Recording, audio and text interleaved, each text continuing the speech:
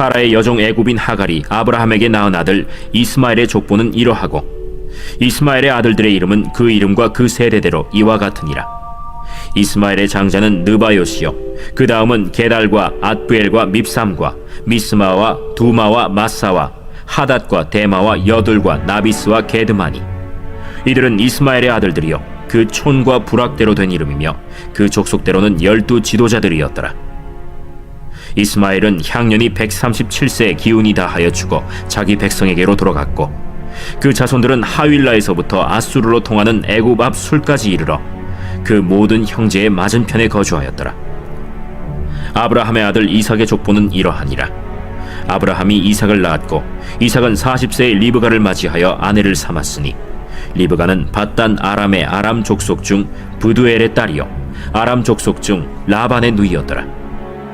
이삭이 그의 아내가 임신하지 못하므로 그를 위하여 여호와께 간구하매 여호와께서 그의 간구를 들으셨으므로 그의 아내 리브가가 임신하였더니 그 아들들이 그의 태 속에서 서로 싸우는지라. 그가 이르되 이럴 경우에는 내가 어찌할꼬? 하고 가서 여호와께 묻자온데 여호와께서 그에게 이르시되 두 국민이 내 태중에 있구나. 두 민족이 내 복중에서부터 나누이리라.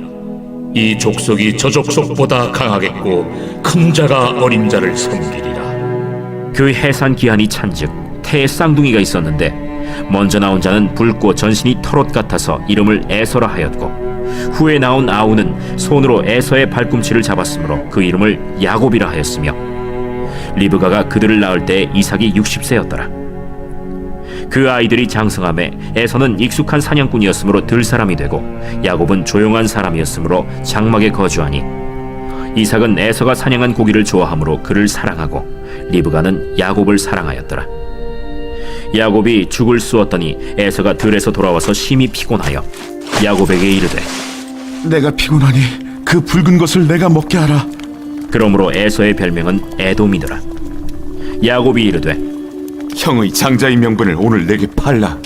내가 죽게 되었으니 이 장자의 명분이 내게 무엇이 유익하리요? 오늘 내게 맹세하라. 에서가 맹세하고 장자의 명분을 야곱에게 판지라. 야곱이 떡과 팥죽을 에서에게 주매 에서가 먹으며 마시고 일어나 갔으니 에서가 장자의 명분을 가볍게 여김이었더라.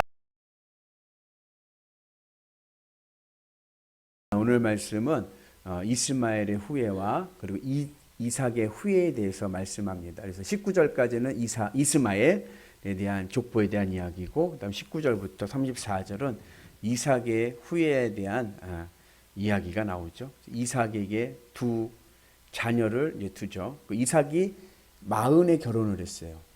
그리고 60에 아이를 낳습니다. 그러니까는 아이가 참 귀하죠. 근데 그 신앙의 적자라고 하면 아브라함, 이삭, 야곱인데 이 아브라함, 이삭, 야곱의 공통점이 있습니다. 그 뭐냐면 부인들이 이렇게 아이를 낳는데 되게 어려워했습니다. 그래서 사라도 아이 낳기 굉장히 어려웠죠. 90세에 낳았으니까. 그리고 리브가도 결혼하고 20년 만에 아이를 낳았어요. 20년 만에. 야곱도 자기가 정말 사랑했던 여인이 라헬인데 라헬이 아이를 못 낳았어요. 어렵게 난 아들이 요셉이죠. 그리고 두 번째 베냐민 낳다가 이제 하나님 부르심을 받게 되고 생명이 이제 끝나게 되기도 하지만 이제 그런 이제 공통점을 가지고 있습니다. 그렇게 해서 이제 자녀 이제 이삭과 야곱과 에서와 야곱에 대한 에피소드로 이제 이야기가 나오는 우리가 너무나도 잘 아는 팥죽 이야기죠. 그래서 금요 심야 예배 때 우리가 계산을 해봤어요. 그래서 오늘 말씀만 보면 단순히 이삭과 그 다음에 리브가 그리고 에서 야곱만 이렇게 산 것 같이 보이는데 아브라함이 175세에 죽었으니까 한 15년 정도는 아브라함과 이삭과 그 다음에 두 쌍둥이 에서와 야곱이 같이 산 거예요. 그렇게 하면 살아서 이제 믿음의 가문의 대를 잇게 됩니다. 그리고 이제 우리가 잘 아는 대로 23절의 말씀을 보니까 하나님께서 이 에서의 후손들이 에돔 족속들인데 이들이 이스라엘을 섬길 것이다. 이제 그러한 말씀을 하시고 또 팥죽 한 그릇으로 장자권을 사는 이야기가 나와요. 그죠? 우리가 너무나도 잘 아는 이야기입니다. 육적으로는 에서가 형이에요. 그죠? 그리고 야곱이 동생이에요. 자, 여러분, 장자권을 야곱이 늘 갖고 싶었어요. 장자권을 가지고 싶다는 얘기는 뭐냐면 하나님의 복을 받고 싶은 거예요. 하나님의 복을. 근데 그거를 늘 갖고 싶었던 이 야곱이 형에게 뭐라고 얘기해요? 형은 사냥을 하고 이제 다니기 좋아하니까 그러다 배가 고프니까는 형 그러면 팥죽 줄 테니까 장자권 나 팔아요 그랬어요. 그랬더니 에서가 어떻게 했어요? 팔았어요. 그래가지고 야곱이 에서에게 팥죽을 줬어요.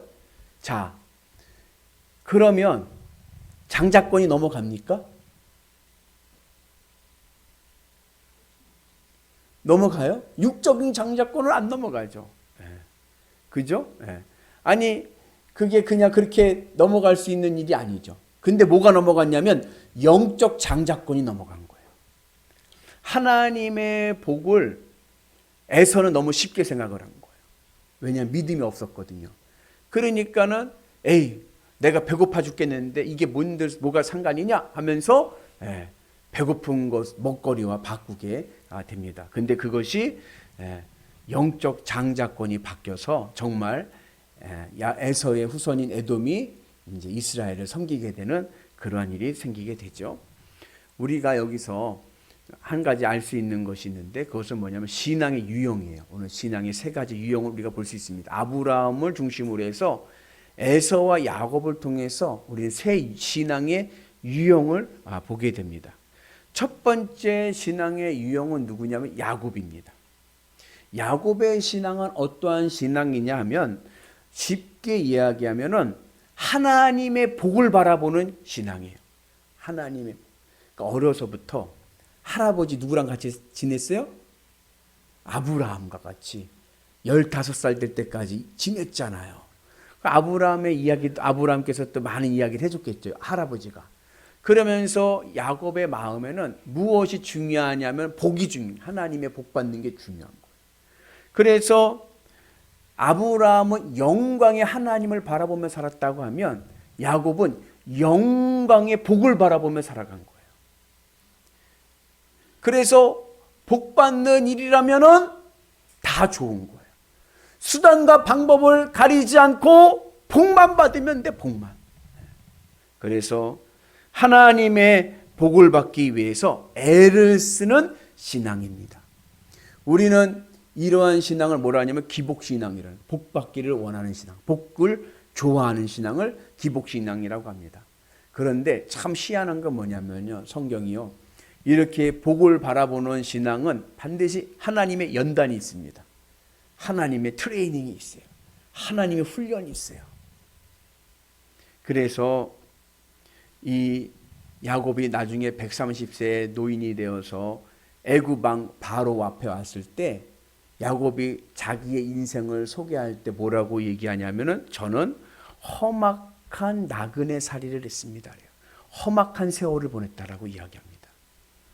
그래서 우리가 이 야곱의 이야기를 통해서 우리가 깨달아야 될 것은 뭐냐? 영광의 복을 바라보고 살아가면 반드시 하나님은 나를 연단하신다. 굉장히 중요한 지혜입니다. 우리가 겪어보지 않아도 알 수 있는 지혜예요. 그래서 우리가 야곱의 신앙에서 업그레이드 돼서 영광의 복을 넘어서서 영광의 하나님을 바라볼 수 있는 은혜가 있기를 주님의 이름으로 축복합니다. 그러니까 야곱은 복을 받기 위해서 막 애를 쓰다 보니까 남을 속이기도 해.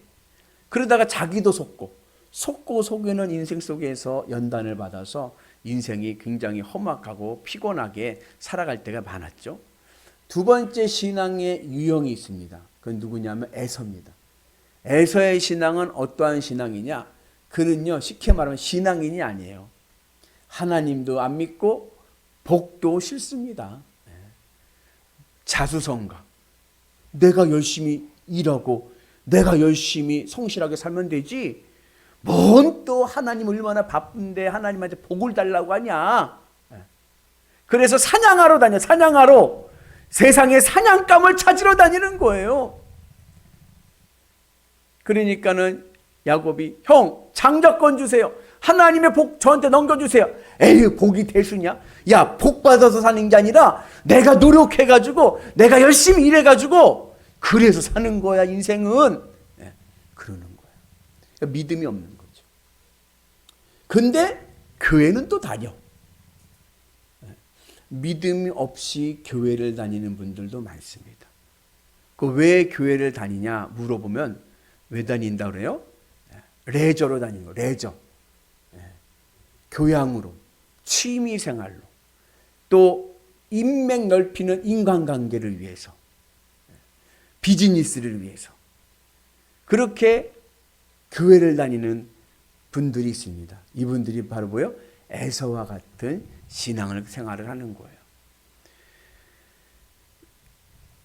경건의 능력은 없고 경건의 모양만 있는 신앙생활을 하게 됩니다. 그 다음에 세 번째 신앙이 누구냐면 아브라함입니다. 아브라함의 신앙은 영광의 하나님을 바라보며 살아가는 신앙. 아브라함 마음에는요 하나님밖에 보이질 않는 거예요. 하나님만 있으면 돼요. 하나님만 있으면 만족합니다. 그랬더니 어떠한 일이 생겼어요? 하나님의 복이 따라오네. 중요한 신앙의 지혜입니다. 복을 따라가면 인생이 피곤해지지만 하나님을 따라가면요 복이 옵니다. 하나님을 따라가면요 하나님의 보호하심과 인도하심이 있는 줄로 믿습니다. 그래서 하나님께서 아브라함에게요 장수의 복 175세까지 장수의 복도 주시고요, 세상에서 경제에 큰 부자 되게 하시기도 하고요, 세상적 지도자적으로도 리더십을 세우게도 하시고요, 모든 세상의 복을 누릴 수 있는 은혜를 주신 줄로 믿습니다. 그래서 오늘 우리가 신앙생활하는 거, 기왕하는 거 멋지게 합시다. 아멘. 그래서 누구와 같이? 아브라함과 같이. 아멘. 영광의 하나님이 보여서 내 마음에서 늘 하나님이 1등. 그러면 복은 따라온다. 아멘이시죠? 여러분 그 은혜가 있길 축복합니다. 근데 사실은 대부분의 분들이 신앙생활을 뭘 보고 하냐면 복 받으려고 해요. 복 받기 위해서 신앙생활합니다. 나쁜 건 아니에요. 왜냐하면 하나님의 뜻이 우리에게 복 주시는 거니까. 그런데 거기보다 조금 업그레이드. 제가 이 신앙을 점수로 얘기하면 좀 미안하지만 복을 좋아하는 신앙은 70점 신앙이에요. 60점이 커트라인이라고 하면은 그래도 70점이면 잘한 거죠. 그죠? 근데 우등생이 되기 위해서는 90점 이상의 우등생이 되기 위해서는 이거를 넘어서야 돼요. 그래야 내 인생도 행복한 인생 될 줄로 믿습니다. 어떻게 해야 되느냐? 야곱에게는요 무슨 사건이 있었어요? 야복강의 사건이 있었어요. 야복강에서 환도뼈가 부러짐을 통하여서 야곱이 변하여 이스라엘이 되었습니다. 환도뼈가 부러졌다는 얘기는 뭐냐면 정력을 잃어버렸다는 거예요. 정력을. 자기의 생식 능력을 잃어버렸습니다. 그리고 절름발이가 되었어요. 평생을 이제 절름발이로 살아가야 됩니다. 야복강에서 천사와 야곱이 씨름을 했는데 누가 이겼죠? 천사가 이겼죠. 왜요? 야곱은 환도뼈가 부러졌잖아요. 근데 이 천사가 뭐라고 이야기해요? 네가 하나님과 겨루어 이겼다. 이스라엘이다. 신앙의 아주 중요한 지혜입니다. 하나님께 지는 것이 이기는 것입니다. 아멘. 내가 하나님 뭐 해주세요. 하나님 이기려고 하면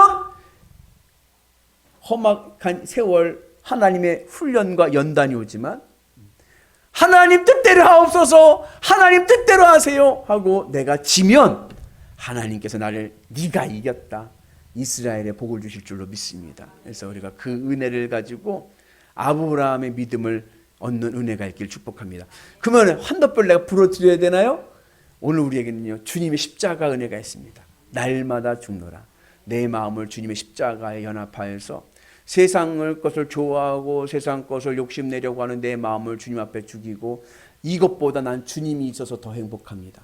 내 마음의 믿음의 고백이 일어날 때 하늘의 놀라운 은혜와 복을 누리게 될 줄로 믿습니다. 그래서 우리가 에서의 신앙을 넘어서서 야곱의 신앙으로, 야곱의 신앙을 넘어서서 이스라엘의 신앙으로, 아브라함의 신앙으로 가는 위대한 성도들 되시기를 주님의 이름으로 축복합니다.